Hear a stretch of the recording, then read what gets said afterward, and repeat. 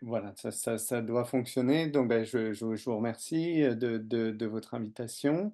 J'ai aussi beaucoup apprécié la première partie du séminaire. Je pense qu'il va y avoir un certain nombre de rebonds un peu indirects entre les deux. Euh, et donc, moi, je vais vous parler donc, du cinéma de réemploi à l'intelligence artificielle et donc aussi des enjeux éthiques, mais cette fois plus sur la question du réemploi des archives. Euh, pour ceux qui étaient au séminaire l'année dernière, vous vous rappelez peut-être que j'avais déjà présenté un peu ce type de travail-là sur l'étude de cas du film Les États-Unis face à l'Holocauste. Et donc, ce qui m'intéresse, ou mon domaine d'expertise principal, c'est celui du cinéma documentaire de création, aussi bien des films de témoignages que des films donc, qu'on appelle de réemploi, c'est-à-dire dans lesquels il y a réutilisation d'archives visuelles ou audiovisuelles. Donc, pour le dire très rapidement, mon travail, c'est régulièrement de comparer systématiquement les archives utilisées avec le film final tel qu'il est monté. Donc, j'essaie d'identifier des gestes créateurs de la part de l'équipe du film à titre donc d'écriture cinématographique de l'histoire. Donc, de voir comment différentes propositions sont formulées. Aujourd'hui, je vais poursuivre ce travail-là, cette réflexion, en prenant comme étude de cas un film d'Haroun Farrokhי qui s'intitule Images du monde et inscriptions de la guerre. Donc Haroun Farrokhý, c'est un réalisateur et un théoricien des médias. Et donc c'est un film qui date de 1989. Donc cette présentation, elle s'inscrit dans les travaux d'Arcane, qui est le groupe auquel je participe depuis plusieurs années maintenant, et donc sur la question des usages trompeurs des archives, trompeurs au sens où on cherche à brouiller l'essence des spectateurs. Je tiens aussi à préciser que c'est un travail plus large aussi que je mène actuellement avec Philippe Despois autour des usages ou des questions intermédiaires liées au cinéma d'Haroun Farrokhý et à la représentation de la politique et de la violence dans son cinéma. Aujourd'hui, je vais m'intéresser donc à ce film en particulier, mais plus précisément, pour pas prendre 2 ou 3 heures, à une série de photographies qui est issue d'une publication en particulier que je vais vous présenter. Donc, ça correspond à quelques séquences en fait du film. Donc ce corpus en fait d'images, elles ont été retrouvées ou exploitées pour la première fois à la fin des années 70 et en 1979, donc en février 79, deux spécialistes de la reconnaissance aérienne de la CIA, donc Brugioni et Poirier, ont publié un rapport de la CIA, puis un article dans une revue scientifique qui explique en fait qu'il y a des photographies qui ont été prises du complexe d'Auschwitz par les avions américains entre avril 1944 et janvier 1945. Mais que à l'époque, donc pendant la Seconde Guerre mondiale et pendant le génocide des Juifs, personne n'a vu le camp d'extermination dans ces images parce que c'était pas ce qu'ils cherchaient à voir dans ces images. Ils ne cherchaient pas à identifier ça, c'était plutôt pour atteindre des buts de destruction de sites industriels. Et donc, dans cette publication, que je présente ici très rapidement, hein, il y a 14 photographies aériennes du complexe d'Auschwitz qui sont présentées. Et dans son film, Haroun Farrokhý reprend 8 de ces images, donc il ne reprend pas forcément les 14, mais il en reprend 8. Donc évidemment, je vais y revenir, mais je voulais préciser ça tout de suite. Euh, et à travers donc cette étude de cas, ce que je vais essayer de mettre en valeur, donc, c'est, comme je le fais habituellement, des gestes créatifs qui sont posés par Farokhi et donc l'écriture de l'histoire singulière qu'il propose. Toutefois, ce n'est peut-être pas tout à fait cet objet-là qui est au centre de mon propos, mais plutôt de vous présenter un cas de la manière dont je travaille et donc de l'intérêt d'une approche génétique des gestes créatifs. Donc, ce qui revient à dire qu'il me semble pertinent d'étudier des documentaires non seulement sur la base de leur visionnement, comme c'est fait le plus souvent, mais aussi de se pencher sur les processus de création des films de réemploi en repartant des archives qu'ils mobilisent. Et donc de faire ressortir des gestes qui sinon passeraient totalement inaperçus. Donc on retombe sur une dialectique qui est bien connue des chercheurs en études intermédiaires, soit le rapport entre transparence et opacité. Donc, il y a certains de ces gestes créatifs, qu'on voit, très bien, quand on est un spectateur, qui travaillent sur un caractère réflexif, sur une forme d'opacité, du support, filmique. Et puis, il y a d'un autre côté des gestes qui, eux, sont, invisibles pour les spectateurs, qui restent transparents.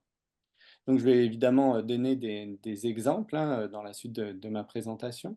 Mais je voudrais aussi dire que j'ai essayé d'aller un peu au-delà de cette question de l'usage du réemploi dans les films documentaires pour essayer de montrer l'actualité de ces questions éthiques en faisant un lien, donc, et en faisant une comparaison avec un exemple de dispositif créatif conçu avec une intelligence artificielle. Donc j'espère ainsi aborder quelques-uns des questions qui ont déjà été abordées ce matin, mais qui sont voilà, au centre de ce séminaire. Donc notamment les questions éthiques.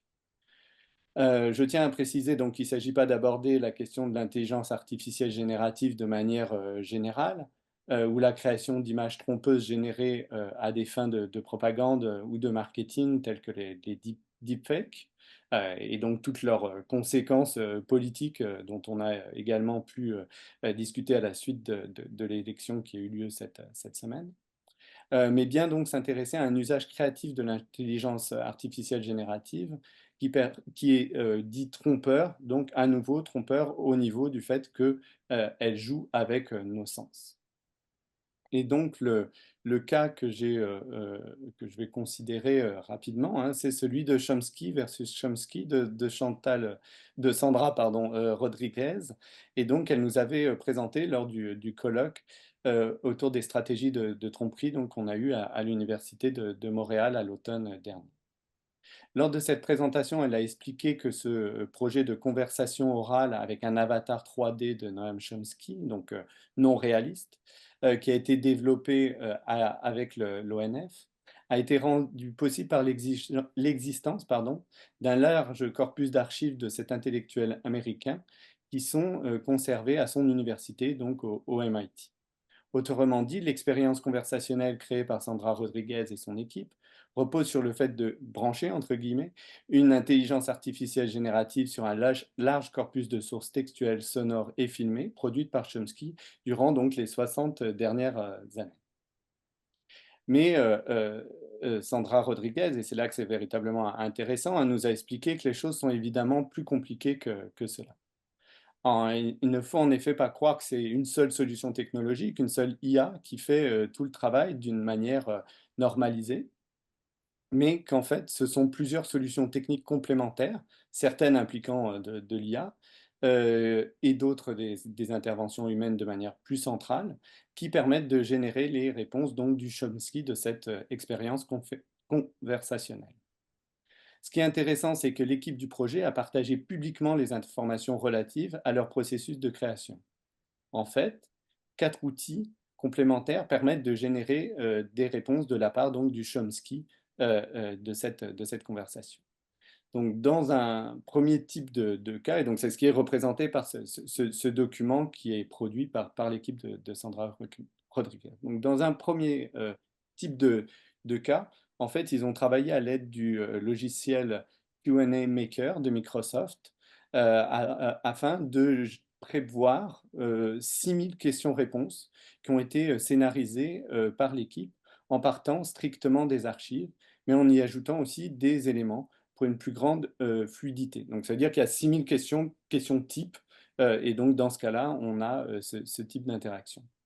Si ce que les personnes disent lors de la conversation n'entre pas dans ce cadre, donc dans ces 6000 questions, mais que Chomsky a formulé des réponses complètes sur le sujet abordé, alors un autre logiciel va aller chercher ces réponses formulées par Chomsky telles quelles ou reformulées avec l'aide d'une intelligence artificielle.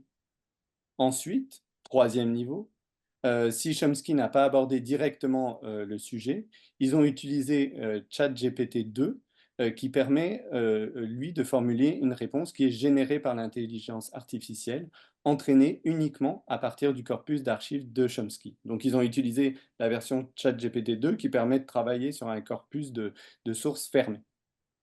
Enfin, donc quatrième niveau, si cela ne fonctionne pas, c'est ChatGPT 3 qui permet d'apporter des réponses à des questions pour lesquelles les sources archivées de Chomsky ne sont pas suffisantes. Donc, si les questions ou l'échange est à un niveau de généralité trop élevé. Donc, vous comprenez que ce choix se fait par palier, du plus précis au plus général et donc au plus imprécis. Ce qui est intéressant dans ce projet, c'est qu'en permanence, ce caractère construit du dispositif est présenté dans l'expérience elle-même, hein. Il ne s'agit en aucun cas de faire croire à une conversation fluide avec le entre guillemets vrai Chomsky, mais plutôt de réfléchir sur les potentiels et les limites de l'intelligence artificielle. Ce qui m'intéresse dans ce cas, c'est que face à chaque sollicitation du corpus initial, l'équipe du projet s'est trouvée face à des questions éthiques qui me semblent comparables jusqu'à un certain point avec celles d'un réalisateur de séquences de réemploi comme Farokhi. Donc ces questions ont à voir avec le choix du corpus d'archives que l'on réemploie, avec les limites de ce corpus pour répondre aux enjeux du projet, avec aussi les interventions que l'on fait porter sur la matérialité des données. Donc est-ce qu'on les modifie, est-ce qu'on les scénarise, est-ce qu'on les réécrit, est-ce que l'on rend aussi ces choix visibles par les spectateurs, quand est-ce qu'on va privilégier tel dispositif ou tel autre, telle technique, tel autre, et pourquoi et jusqu'où. Alors, sur Chomsky versus Chomsky, je ne vais pas plus loin et je ne vais pas non plus développer la question de la détection d'intention. Et je vous renvoie au travail de mon collègue et ami Philippe Bédard, qui est consultable sur le site de l'ONF. Excellent travail de mon point de vue. Je vous renvoie aussi à la table ronde de l'Obvia qui s'est tenue très précisément sur les enjeux éthiques de l'usage de l'intelligence artificielle à propos de Chomsky versus Chomsky, et donc où Sandra Rodriguez était présente. Je souhaite donc maintenant revenir, pour respecter le temps, au cas du film d'Harun Farokhi, pour que l'on regarde les solutions éthiques et qu'on les compare donc, mais qu'on regarde les solutions éthiques qu'il a trouvées à ces questions à propos de l'usage donc d'un corpus d'archives qui, dans ce cas-là, est un corpus de photographies que je vous ai donc déjà présenté très rapidement. Il est donc important de comprendre qu'on ne cherche pas à comparer des solutions techniques, mais bien à situer la comparaison au niveau éthique, hein. Vous allez voir que les gestes techniques effectués par Farokhin ne se situent pas du tout dans le même environnement médiatique que ceux du projet de l'ONF, et que ce dernier pratique plus ce que l'on pourrait nommer, à l'instar de Michel de Certeau, des gestes qui sont de l'ordre du bricolage. Donc sans plus tarder, je vais essayer de vous présenter un court extrait de 2 minutes du film. Donc, je vais... La reconnaissance aérienne. En Europe centrale, le ciel est généralement couvert. Vue dégagée limitée à environ 30 jours par an. Le 4 avril 1944, le ciel était sans nuages. Des chutes de pluie avaient fixé la poussière de l'air.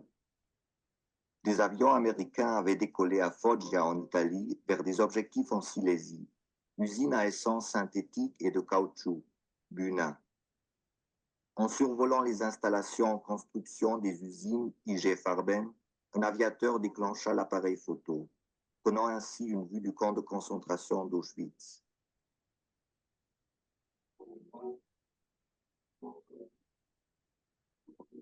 Première image d'Auschwitz, prise à 7000 mètres d'altitude.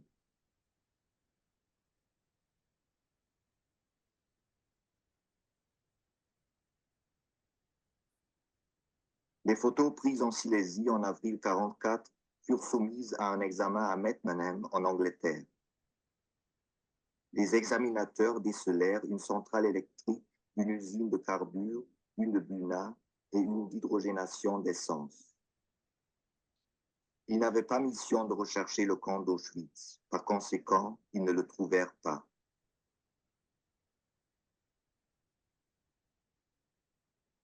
Comme il y a là une proximité, l'industrie, le camp. Ce n'est qu'en 1977 que deux employés de la CIA se mirent à la recherche et à l'examen des vues aériennes d'Auschwitz. Ce n'est qu'au bout de 33 ans que l'on inscrivit ces mots, Mirador et Maison du commandant et Bureau d'enregistrement et Quartier général et administration et clôture et poteau d'exécution et bloc 11 et qu'on inscrivit le mot chambre à gaz.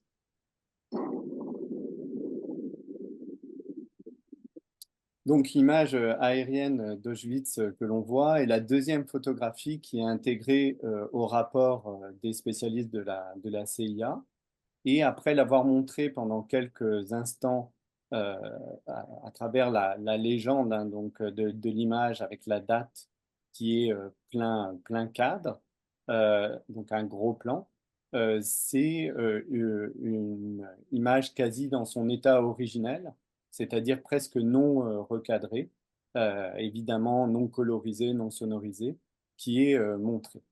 Donc on est là dans cette première image, dans un rapport d'authenticité entre le document utilisé et le document montré. Donc si on fait le parallèle avec Chomsky, ce serait le cas où la conversation avec l'intelligence artificielle revient à citer une réponse telle qu'elle a été formulée originellement par l'intellectuel américain. Par la suite, dans l'extrait hein, qu'on a vu, Farocki va monter une série de gros plans sur des parties précises de la photographie. Il s'agit pour lui de souligner certains éléments, ainsi que le rapport entre le texte et l'image. Donc, j'entre pas dans les détails de l'analyse, mais plutôt dans la poursuite de la comparaison. Donc, avec Chomsky, ce serait là l'utilisation d'extraits de réponses issues des archives, avec une forme de scénarisation par une mise en série. Ce qui est intéressant ou important dans le cas de Farocki, c'est qu'il effectue cette série de gros plans après avoir montré l'image de manière authentique. Donc le spectateur est alors en mesure de faire le lien entre l'image d'origine et les gros plans. Ce qui est intéressant toujours chez Farocki, c'est que plus tard dans le film, il va refaire une série de gros plans à partir de la même image, mais pour dire autre chose. Donc il compte alors sur la mémoire visuelle du spectateur, des spectatrices, et sa capacité à faire des liens entre les images qu'il donne à voir. Donc cette manière de monter les archives chez Farocki correspond à une véritable éthique de l'usage des archives qu'il a lui-même théorisée, où il s'agit donc de respecter leur authenticité, leur matérialité, mais aussi de donner du temps au spectateur pour comprendre ce qu'il voit et développer une réflexion critique sur sa représentation, sur leur représentation. Il est dans tous les cas entendu qu'il n'y a pas de colorisation, pas de sonorisation, pas d'accélération ou de ralenti, pas de zoom ou de mouvement de caméra effectué dans l'image. Cela correspond donc à un ensemble de contraintes que le réalisateur s'impose pour donner à comprendre les images qu'il montre. Il faudrait ajouter aussi qu'il ne montre pas les images d'atrocité, donc il choisit aussi le type d'image qu'il montre. Ces gestes créatifs dont il est ici question sont tout à fait visibles de la part des spectateurs qui se rendent bien compte qu'on leur donne à voir la même image à plusieurs reprises et que cette image est parfois l'objet de gros plans. Donc il y a là aussi quelque chose de commun avec l'expérience de Sandra Rodriguez qui donne en permanence à voir son caractère construit. Pour qualifier donc cette manière de faire, on parle souvent de gestes d'opacité, d'opacification ou de gestes réflexifs. Donc, je vous donne à présent quelques exemples encore plus explicites de tels gestes effectués par Farocki. Donc, c'est au moment où dans le film, il va montrer avec ses mains la distance entre les deux parties différentes d'un même tirage photographique, où il va se représenter à une table de travail avec des ciseaux ou avec une loupe. Il va aussi utiliser une acétate à un autre moment sur laquelle il va écrire par-dessus une photographie pour montrer qu'il effectue une intervention sur le document sans pour autant l'altérer. Donc je pense que vous avez bien compris le principe. Il s'agit à chaque fois de donner à voir les gestes du réalisateur dans le film lui-même. Il est maintenant intéressant de noter qu'à quelques moments précis du film, Farocki s'éloigne de sa propre éthique des archives et donc je vais vous donner, des exemples de ça. Tout d'abord, à un moment, il y a, un zoom qui est effectué dans une image, donc ce qui est, assez rare chez lui. Donc pendant 7 secondes, il zoome sur un point précis, dans une photographie. De manière comparable, il y a un moment où il effectue un fondu au noir entre un plan large et un gros plan d'une même photographie. Cela a créé l'impression d'une continuité entre les deux échelles de plan, alors que habituellement Farocki monte cut pour insister sur le fait qu'il passe d'une image à l'autre. Donc dans ces deux cas, Farocki prend donc des distances avec sa propre éthique, et en même temps, ces gestes sont tellement rares qu'ils sont clairement visibles par le spectateur. On pourrait même faire l'hypothèse qu'il s'agit d'attirer son regard en produisant des effets spectaculaires, entre guillemets, hein, puisqu'on est quand même dans un niveau assez euh, bas de spectacularité, mais donc à quelques reprises dans le film. Donc pour l'instant, je suis resté sur des gestes qui sont visibles par le spectateur qui consulte le film. Il me semble maintenant intéressant de souligner l'existence de gestes créatifs qui ne sont rendus visibles que par une étude génétique du film. Donc je prends un exemple qui me semble marquant. En fait, il y a une photographie qui n'est utilisée qu'à une seule reprise dans le film, et celle-ci, elle n'est jamais montrée dans sa totalité. Au contraire, c'est un recadrage qui est utilisé, donc avec un zoom avant, et cette image a été tournée à 90 Oh, degrés pour correspondre au ratio de l'image filmée. Donc il y a là un geste créatif que le spectateur ne peut pas percevoir car il n'a pas vu avant l'image d'origine. Donc on est là dans un geste invisible pour le spectateur qui revient à tordre une source d'origine pour la faire correspondre au format du médium qui est comparable donc à certains gestes créatifs qui sont posés dans l'expérience sur Chomsky. Je prends donc un autre exemple. À un moment de son film, Farocki veut parler des rails, donc des trains qui menaient les Juifs à Auschwitz-Birkenau et qui n'ont donc pas été bombardés par les Alliés en 1944. Il va alors monter une photographie aérienne prise par l'armée américaine qui n'est pas issue de son corpus d'origine. Donc il y a là une exception qui le conduit à élargir son corpus. Ce changement est visible à l'image, puisque les flèches qui sont présentes dans la photographie ne sont pas les mêmes. Toutefois, il est impossible pour le spectateur d'interpréter de tels signes sans avoir mené une étude génétique. Donc une telle opération est effectuée à 3 reprises. Cela revient à dire qu'à 3 reprises dans le film de Farocki, il a utilisé des images aériennes de l'armée américaine qui sont bien authentiques, mais qui ne sont pas issues de la publication qu'il mobilise par ailleurs. Cela peut sembler un détail, mais il me semble que c'est très précisément un cas comparable à celui de l'expérience immersive sur Chomsky. Cela revient à se demander, que fait-on quand le corpus d'archives choisi au départ n'est pas suffisant pour répondre aux questions qu'on se pose? Dans ce cas, tout en utilisant des images similaires, Farocki a choisi d'élargir son corpus de sources, et cela est fait d'une manière qui n'est pas donnée à comprendre, ou qui n'est pas perceptible par le spectateur. À ce stade, pardon, il me semble important de souligner qu'il y a donc une forme de tension dialectique relancée en permanence chez Farocki entre donc des gestes d'opacification et des gestes qui relèvent plus de la transparence parce qu'ils sont invisibles par les spectateurs. Et donc ici, bien important d'insister sur le fait qu'il n'y a pas de jugement de valeur à associer à ces notions d'opacité et de transparence.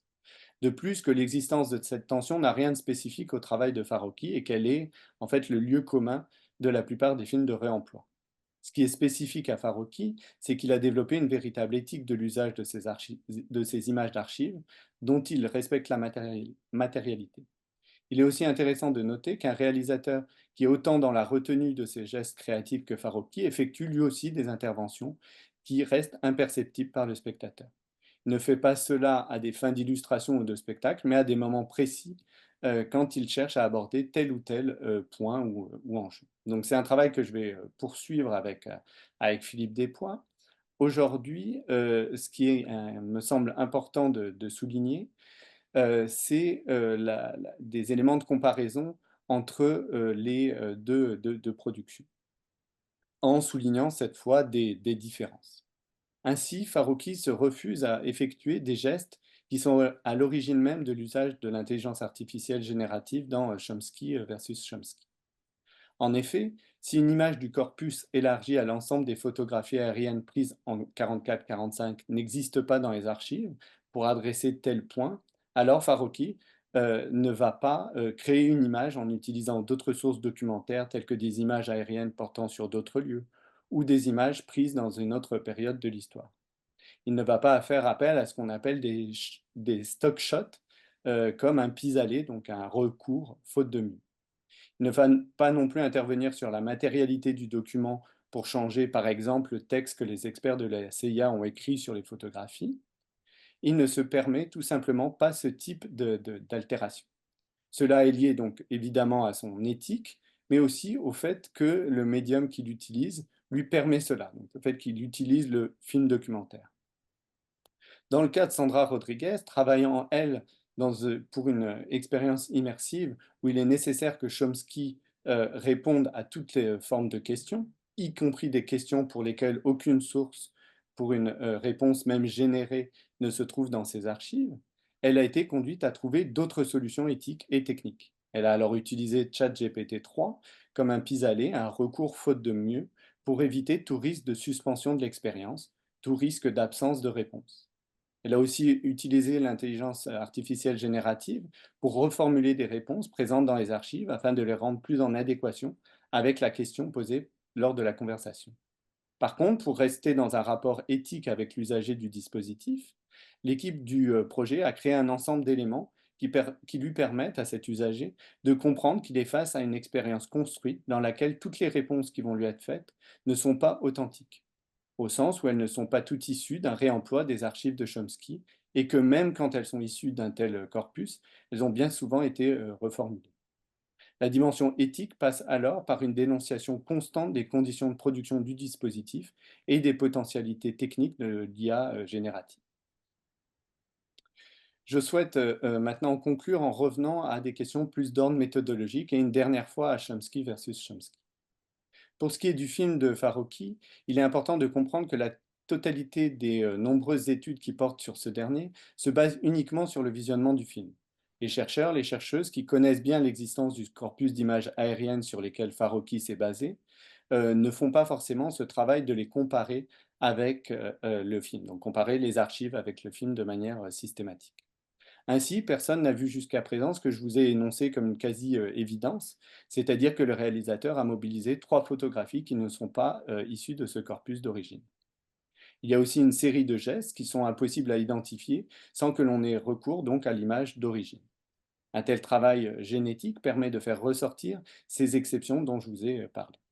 Il ne s'agit alors pas évidemment de dénoncer des gestes qui seraient cachés de la part du réalisateur, mais bien d'approfondir l'étude du processus de création, soit de mieux comprendre ces gestes créateurs qui ont été effectués pendant le processus de création du film. Donc je crois qu'il y a là une manière de faire de la recherche qui est également pertinente quand il est question d'intelligence artificielle. C'est-à-dire que je voudrais, et c'est donc à ce titre que je voudrais effectuer un dernier parallèle avec Chomsky versus Chomsky. Tout d'abord, il me semble important de souligner qu'en dehors de tout déterminant technique, les questions éthiques qui se posent sont tout à fait comparables. Il s'agit de se demander à quel moment on intervient sur les archives, pour quelles modifications, avec quelles raisons, en s'imposant quelles limites, et à quel moment est-ce qu'on partage cela avec l'usager. Il ne s'agit alors pas de critiquer a priori des écarts vis-à-vis du respect de l'authenticité des archives, mais plutôt de s'interroger sur des décisions éthiques qui sont prises à chaque étape du processus de création. De telles études sont possibles dans le cadre des films documentaires de réemploi pour lesquels les archives sont régulièrement accessibles. Elles sont aussi envisageables dans le cas de Chomsky versus Chomsky, car Sandra Rodriguez et son équipe ont mis à disposition du public les choix techniques du projet. Donc, ce qui est très très rare dans le domaine de l'intelligence artificielle, où où une sorte de culture du secret semble régner. C'est même un euphémisme de le dire. L'accès au principe de leurs interventions sur les archives permet de relativiser l'impression d'une radicale nouveauté de l'IA générative telle qu'elle est mobilisée dans ce type de projet de création documentaire basé sur un corpus d'archives clairement défini. Au contraire, il me semble qu'il y a des formes de continuité, notamment donc au niveau éthique, vous l'aurez bien compris, dans le type de questionnement que l'on peut faire porter sur un film documentaire de la fin des années 80 et donc une création basée sur une intelligence artificielle générative. Voilà. Je vous remercie de votre attention. J'espère que je n'ai pas été trop long ni que j'ai été trop au pas de course.